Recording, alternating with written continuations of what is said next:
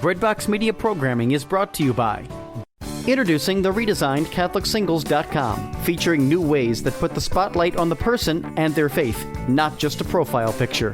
For the past 20 years, faithful Catholics have used CatholicSingles.com, and the reimagined CatholicSingles.com website is ready to help single Catholics take the next step in sharing meaningful relationships with other faithful Catholics. Remember, CatholicSingles.com for faith, fellowship, and love.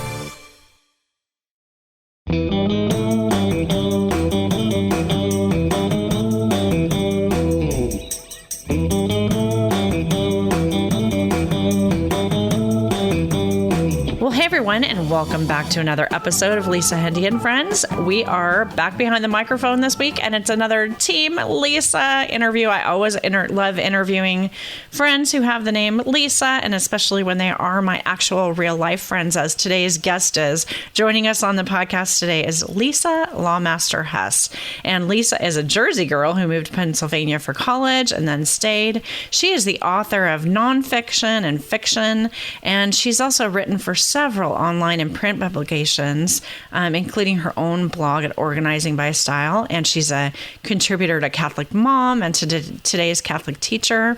And most importantly for today's conversation, she is the author of an amazing new book called Know Thyself, The Imperfectionist's Guide to Sorting Your Stuff. Welcome to the podcast, Lisa. Thank you. Thank you so much for having me, Lisa. The Lisa Show. Yeah. And it's so funny how many of my social media friends are named Lisa. We use the hashtag Team Lisa quite frequently. And I'm just really, really happy to have you on the show today. I know you, but friends don't. So maybe give us a little introduction to yourself. And I'm kind of curious about how you got into this world of organizing. Okay. Well, as the bio said, that I came to Pennsylvania for college and I just stayed. I've officially been in Pennsylvania for more of my life than I was in New Jersey, but you can take the girl out of Jersey and you can't take the Jersey out of the girl. So that's always a part of who I am, remains a part nevertheless. I studied psychology and spent 27 years as an elementary school counselor, working with kids from kindergarten through 8th grade over the course of my career. And I took an early retirement a few years back. A great opportunity presented itself, and I took advantage of it. So I now have more time to write. But then I picked up another educating job about a year later. I now am an adjunct instructor of psychology at York College of Pennsylvania. And the Know Thyself stuff began when I was still working as an elementary school counselor. Anybody who's heard me speak about this and the origins of the book, it was the office switch, and I'll just shorthand it with, it was an office switch. I wasn't happy, and I wanted to make lemonade out of lemons. So I decided if I was going to move, I was going to get organized in the process, and I started doing a lot of reading and a lot of thinking about how I wanted to do things differently, and began to discover through reading a wide variety of people, the why behind why my organization didn't look organized. I've always been one of those people who can find what she needs, but sometimes it meant I had to sort through piles to get there. So I ended up, long story short, in the process of organizing myself, because I was working with kids, thought, why should they have to wait till they're adults to figure out these skills? And started bringing some of my lessons to small groups and classrooms with my elementary school students. And I have joked that my youngest students were 8, and my oldest student, I think, was 86. I did this at a retirement village. And so it began as a quest to organize myself in a way that was sustainable. I could get organized for short periods of time, but I wasn't successful in staying organized. So I wanted to find the way that would get me organized so that I would look organized to the outside world, because from a professional perspective, that mattered to me.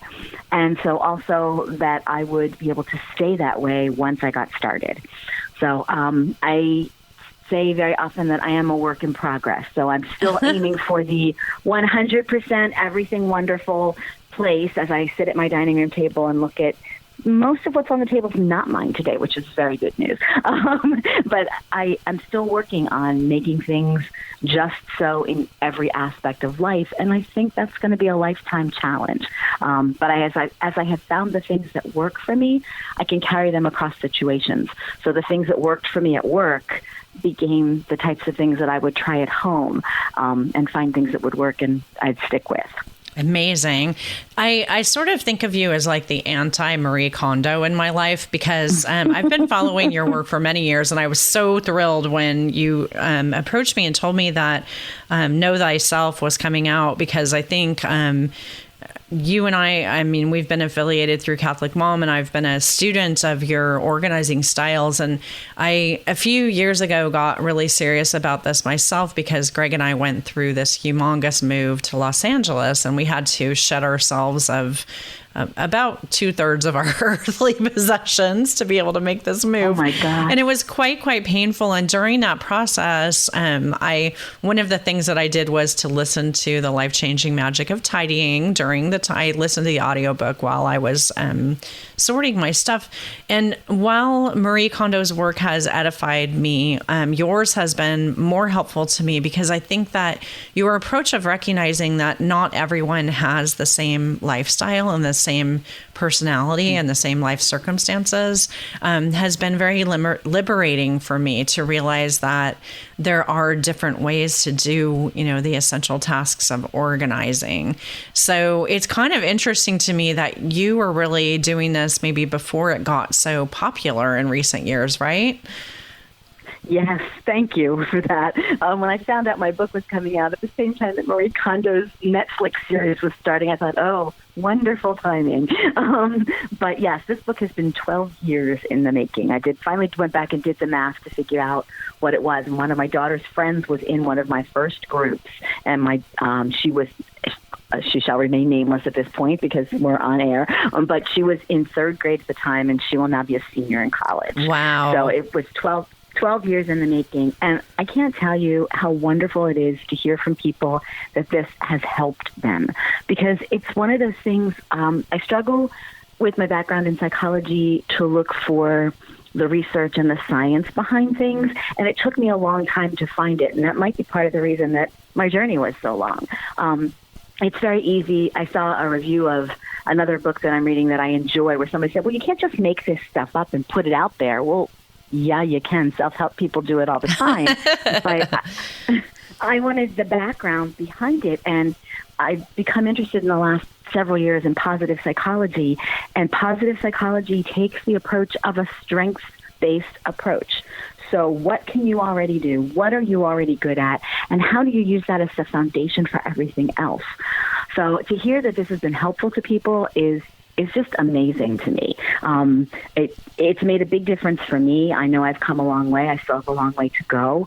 But thank you so much for reading what I've had to say and for telling me that it was useful to you. That makes more of a difference, I think, even than getting the book in print. Getting the book in print is very exciting. But hearing back from people this had a personal impact on me. I think it's the counselor in me. It's like, okay, that's why it's out there. I helped. And my goal is, I'm sorry, I think I interrupted you. No, I'm just saying, like, you realize, and actually the work that you do can have very visual impact, that has a psychological impact, but you can walk into a room and see, that if you've implemented something that is taught in your book or on your blog, that, it makes both an emotional and a physical difference in people's lives. Well, thank you. I joke that I'm midway between Marie Kondo and an episode of Hoarders. Which is where most of us are. So one basic element of your kind of system is your style, your personal and organizational style. And in an early chapter of the book, you lead us through a quiz that helps us to identify one of 6 different types of styles. And Lisa, I want to ask you, so I could take this quiz, and I have taken it multiple times, and I feel like I fall, depending on where I am in my week and in my life, I've sometimes fall into different categories. Is that possible, or do I have bipolar? It's funny you should ask that, because my initial response, and I think my response in the book, was that you'll generally find that one of these strategies, one of each of the styles, because there are personal styles and there are organizational styles, and the personal styles are the who and the organizational styles are the how. But I think it's possible for you to switch among those. And I used to say, yes, I think you're going to find that one comes out on top most of the time. But I think also we do have elements of these depending on where we are in life. And that's also the reason we need to be flexible with ourselves and with our organizational styles as we move forward, because being at different places in our lives requires different organizational skills and presents different organizational challenges for us. So I identify with an I love stuff personal style and a drop and run organizational style, but I also fit into the needing to be busy. I'm sorry, I identified myself wrong. I've got my book open so I don't flip over the name. I need to see it. I'm not I love stuff. See, that was Freudian. My daughter was I love stuff growing up. I might need to see it drop and run. And so my piles are everywhere, and when emotion is running high, it's harder for me to get through my piles because it's a lot harder to divest ourselves of things when we're feeling emotional about things. So yes, I think it is possible to be more than one. I think it's possible to move in and out of different ones.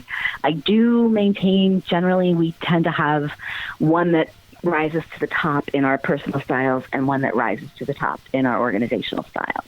So let me ask you, you mentioned piles, and for anybody who's out there listening that is just like overwhelmed by the concept of getting their life together, what is, aside from buying that Know Thyself, which I definitely recommend that you get, we'll have a link in the show notes. Is it possible to start in the midst of chaos with something very small and build from there? Absolutely. And I actually swear by that, especially if you're, and I love to be busy person. You've got that personal style. And I actually have sort of given that a caveat, which is I love to be busy / I am busy. And I didn't pick this because for busy moms in particular, they are busy and they didn't choose it. They don't necessarily love it, but that's the way life is going. I'm a big fan of setting aside small pieces of time to accomplish things. When my daughter was little and I tried to write, I could not get big blocks of time to write, and I would often write while she was at a dance class or when we were in a waiting room someplace. I would take 15 minutes here and 10 minutes there, and I apply the same concept with organizing. If you can just pick up one pile and sort through it while you're watching television at the end of the night when you're too tired to think of anything else. This week, I actually, on my Organizing by Style blog, talk through something I discovered the other night. Now, again, 12 years in the making, you would think I could pretty much do this inside out, upside down, and sideways. Discovered a hole in my own organizational system the other night. I taught a summer class, and my summer class ended 2 weeks ago. And I started now house is on top. And for a while it was school was on top, now house is on top. The first thing was the piles. And as I went through the piles, what I had was a whole bunch of homeless papers that fit into distinct categories. They just needed to go somewhere. They needed a home. I had an accordion file in my office because I collect this kind of stuff. Grabbed it, 10 minutes with my label maker and my piles. Suddenly the piles that were on the table were in the accordion folder and filed in a way that made sense to me. And now when I go through the mail, they go in the accordion folder instead of on the table. And a lot of times it's the process of doing it a little at a time where we discover, wait a minute, all of these things, this is the same problem with all of these papers. Okay, so now I've identified the problem. What do I do with it? Yeah, so 5 to 15. I talk about give it 5. Set a timer for 5 minutes. Fly Lady website is wonderful, and she talks about 15-minute time breaks. I originally was working with little kids, so I told them to set their timers for 5 minutes. And at the end of 5 minutes, they had permission to stop if they wanted to. And then they would come back the next week and report. I said, how many of you did your 5 minutes? Almost all of them did. And at least half of them said, but you know what happened? Once I started, I couldn't stop. And I finished, and my room was clean, or my desk was done, or the drawer was clean. Because getting started is half the battle for us a lot of the time. Yeah, I love that. And I think that having some kind of positive reinforcement for yourself, too, to understand, I mean, eventually the cleaning and the organizing in and of itself becomes your reward because you recognize how much more peace you have when your life is a little bit more orderly. You mentioned the Marie Kondo Netflix show, and I did watch that, and I've read her work, and I'm also a very big fan of Mary Sperry and Mary Elizabeth Sperry in her book, Making Room for God. I tend to read a lot of this stuff because it's something that I really struggle with in my own life.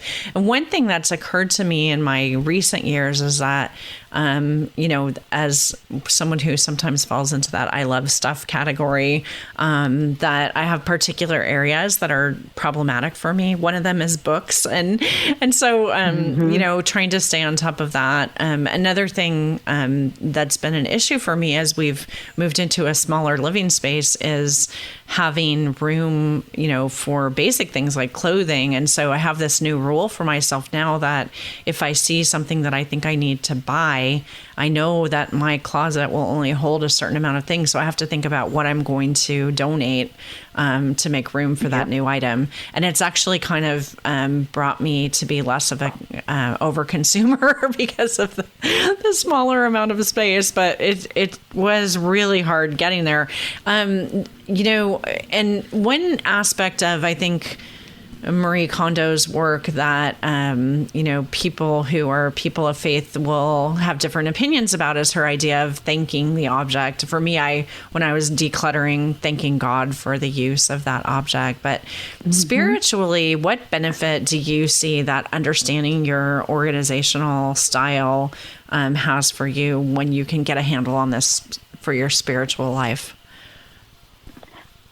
I think you hit at one of the most important spiritual payoffs, which is the inner peace of not being distracted by all of these other things that are around us.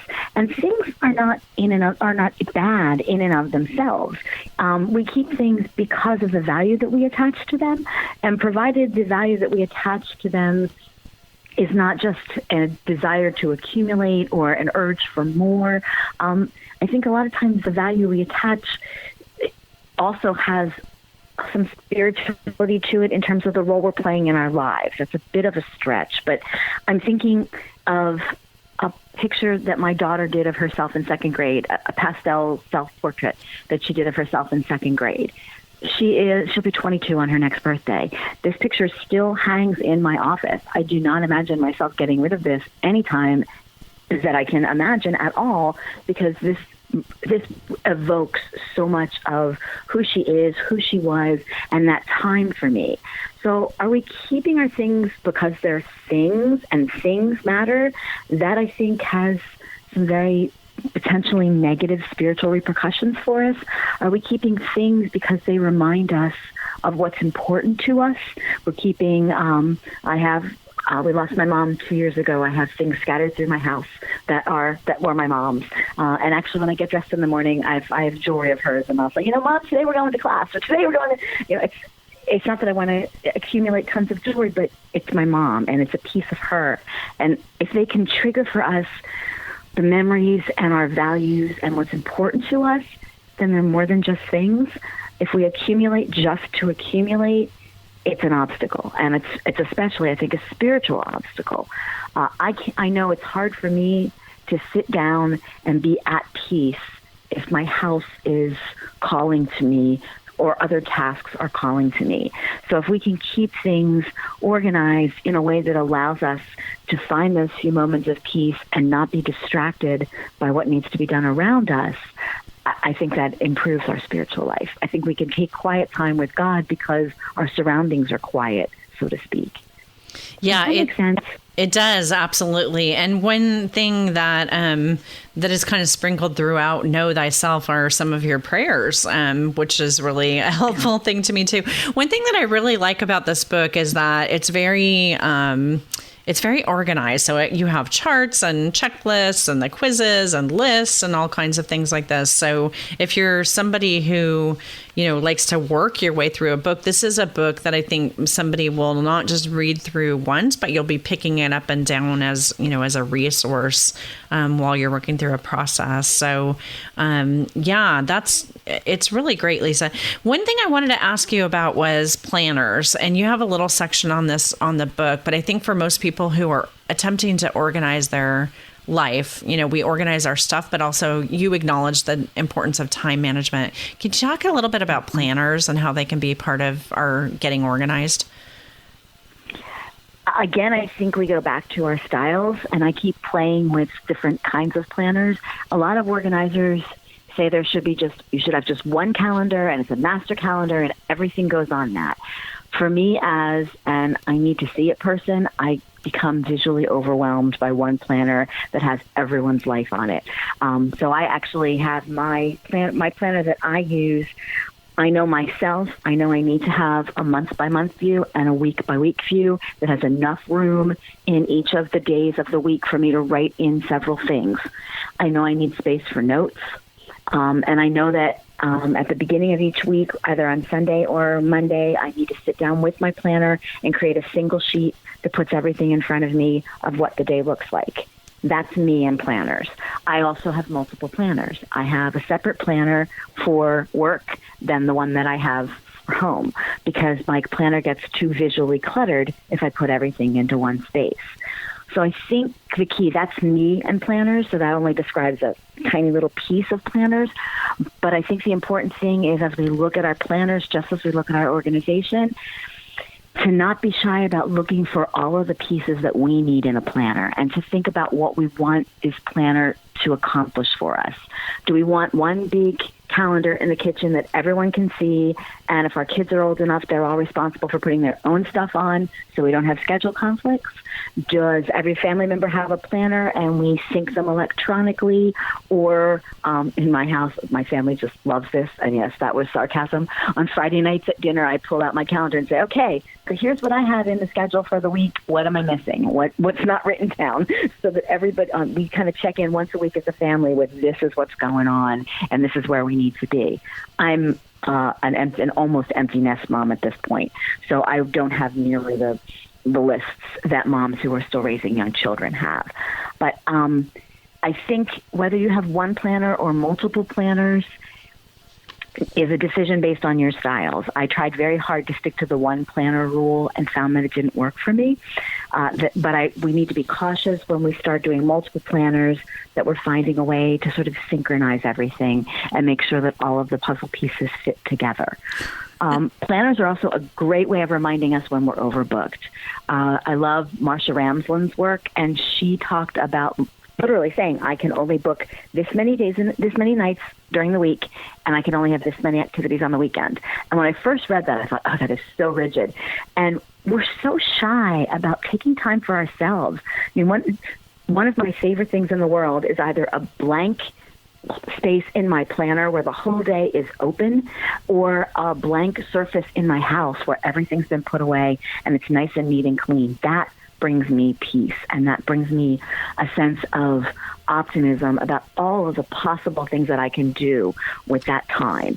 So I think it's wise to remember to block out time for ourselves. And I'm sorry, that doesn't answer the planner question. That's more of a time management thing. But we can forget that just because it all fits in the space in the little block in the planner doesn't mean it fits comfortably in your day. So thinking, too, about whether you want the planner to be portable or whether you want the planner to be permanent. Is it that big family thing in the kitchen that everybody can see that you really can't fit in your back pocket? If so, what's your method for doctor's appointments on the fly, haircut appointments on the fly, an appointment at a PTA meeting that you get on the fly? You don't have your calendar with you. So Love it. I do have a whole chapter in the book, I think, on plan. But in the time management chapter, I talk about planners and fitting them to your style. Another helpful chart to me that's in Know Thyself, and it's in a chapter on organizational styles and default settings, is you actually have a list of containers, different types of containers, and I'll tell you. One of the things that I hoard is organizational things that I think will help me be more organized. And since discovering this chart a few years ago from you, I'm more cautious about buying these tools and it's like right now there are more containers than ever, just because it seems to be a popular thing right now. Yeah. So without, I want people to get the book and look at it, but talk a little bit about why, the tools that we use, like containers, make a difference for our organizational style. Generally speaking, tools should work in our service, not the other way around. And that sounds so logical, but it's actually counterintuitive to the way most of us work. We assume we need a binder. If we've got a bunch of papers, we need a file cabinet. We need file folders. We need a binder. If we've got kids in elementary school, they need pocket folders. So there's a take-home side and a bring-back side. And I would say that I've not done the math on this, but I'm guessing that at least a third of the population of kids doesn't put the paper in either side. And if we're lucky, if they get it in that pocket folder at all. So it's choosing the one that works for you. And again, not being shy about understanding that what works for everybody else doesn't, and not beating ourselves up about what doesn't work. It's easy to brand ourselves a lot of negative things. I've discovered I'm not good with binders. I'm not good with file cabinets. I need to see it. As an I need to see it person, as soon as I close that binder or close that drawer, those things have disappeared and I have completely forgotten about them. I spent a lot of years trying to convince myself that I should learn how to do this. There shouldn't be a should.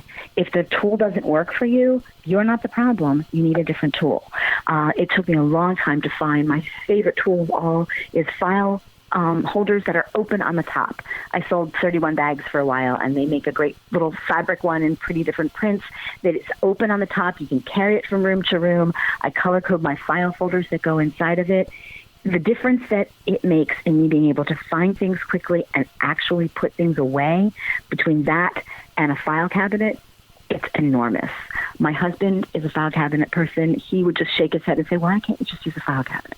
Why can't you just use, and society says this to us all of the time. Why can't you just? Well, you know what you need. You need a pocket folder. You need a binder. You need okay, we can try those things, but if and when those things don't work for us, we need to find the things that do, and then we can transfer that skill across all of our settings. Every place I store things has a bin, a crate, a file folder, something with no top on it, because I'm drop and run. And if I have to pull something out and flip through a bunch of folders and find the right one and stick something in, that's 4 steps. It's so much easier to just drop the paper on the counter and walk away. And you wouldn't think, easier. Folks, that there are that many different types of containers, but if you access the chart in this chapter in Lisa's book, Know Thyself, you'll see. And I can look at this and kind of intuitively know, okay, I need X, Y, Z. And it's just so funny how we come to know ourselves. And so before you go out and spend a bunch of money on some system, really consider why it is that you're going to be using it, what your use case is, what your organizational style is, and go from there. So, oh my gosh, Lisa, I could keep you on the phone forever. Unfortunately, I can't because I know you're busy, but I really want to point people again to the book, Know Thyself, The Imperfectionist's Guide to Sorting Your Stuff. If you're a perfectionist, then go ahead and, check this out too. I'd say this system really has been such a great, great gift to me. And we'll have links in the show notes to your website and all your social media profiles and everything else. Lisa, any kind of closing thoughts that you'd like to share with our listeners? Actually, a couple, if I have time for a couple quick sentences on paragraphs this time. One is going back to something that you've said about reading these kinds of things, and this is an ongoing thing for you. Organization is a journey. It's, yes, we hope that the destination is that our houses look nice and we've got this skill, but it's a journey, and our lives change, and we need to change with our lives, and our styles may stay the same, but what we need to do changes. So number one, organization is a journey. Number two, you are the boss of your tools, not the other way around. If your tools are being difficult, you need to pick a different tool. And related to that, I love what you said about don't go and spend a bunch of money on a lot of things, especially if you're organizing with kids. I am a huge fan of the clearance rack at Staples, the dollar bins at Target, and the dollar store. Before you're going to redo any place, don't go to the high-end place, and I absolutely love the Container Store. I have absolutely nothing against going and buying beautiful organizers, but make sure you know they're going to work for you before you lay out the money for them. And again, especially if you're organizing with kids. Kids love cheap plastic containers, and you can buy those in bulk at the dollar store, and then if they don't work for your kids, you haven't spent a lot of money. Because organizing doesn't have to be an expensive proposition. It shouldn't be something else for us to throw money at. It should be something that allows us to get a task under control so that it frees up time for us to do the things that matter. And that's the reason that it's important to go from our styles. And finally, one of my favorite endorsements that I got was from a professional organizer who said there's no blaming or shaming in Lisa's world. And I loved that she got that. I'm right there with you. I am a work in progress, and I struggle with that. I struggle to admit that sometimes because I'm thinking, if I'm the listener, I'm thinking, well, why should I buy a book by somebody who doesn't really have it all together 100% of the time? I would like you to find that person who's got it together 100% of the time, everything, and if so, follow them. They really have the answer. But I think for the rest of us, it's an emerging process, and we will, we get better at it, and we learn what we need. And like you said, Lisa, you can now look at things and go, yeah, that's pretty, but that's not going to work for me. I think we learn a lot about ourselves in the process. And my second goal, besides the organization goal with this, and this is my parting comment, I want people who struggle to be organized to recapture their organizational confidence. I watched it in kids who already in third grade or fifth grade were beaten down by the fact that they couldn't use the tools that they were expected to use. And it's a terrible feeling to walk around feeling like you're broken.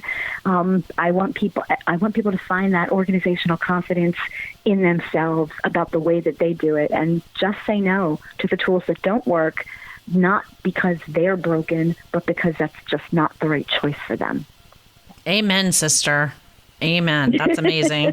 Well, friends, definitely check out Know Thyself, the Imperfectionist Guide to Sorting Yourself. We'll have links in our show notes to grab this at Amazon or Our Sunday Visitor. We'll also want you to connect with Lisa Lawmaster Hess at her personal blog and also in the other places that she writes. So we'll get those links for you, and you can follow her on Instagram.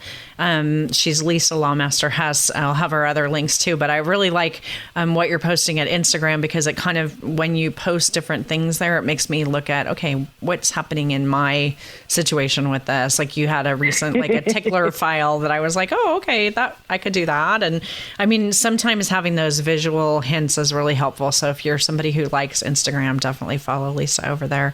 Lisa, thank you so much for the gift of your time and for the peace that you're bringing to my life. On behalf of my husband too, I thank you.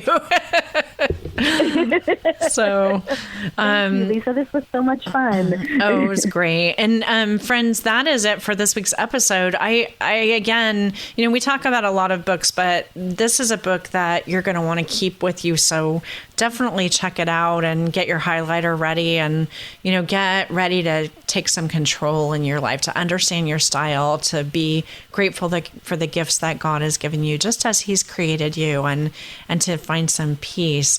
We'll again have links in the show notes at lisahendey.com to reach Lisa Lawmaster Hess. I do want to ask you, if the show is meaningful to you, that you provide some support by sharing this episode with a friend. Maybe don't be like so blatant as to say, hey, you need to get organized, so you got to listen to this one, but share the podcast with a friend. If you are listening at iTunes, if you could leave a star review or a rating over there, that's really helpful. And I'm always welcoming your ideas for show guests, so you can reach out to me at lisahendey@gmail.com. And I love my social media, so find me anywhere at Lisa Hendey, and let's be friends in those places and grow together. Until next week, I hope you have an amazing week, and I'll see you next time. God bless.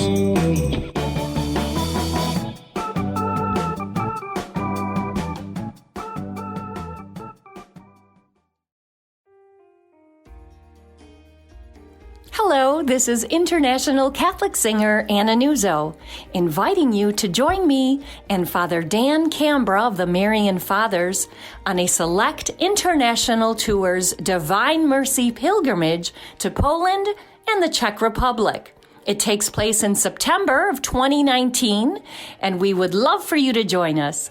For more information, go to my website, annanuzzo.com. Thank you, and God bless.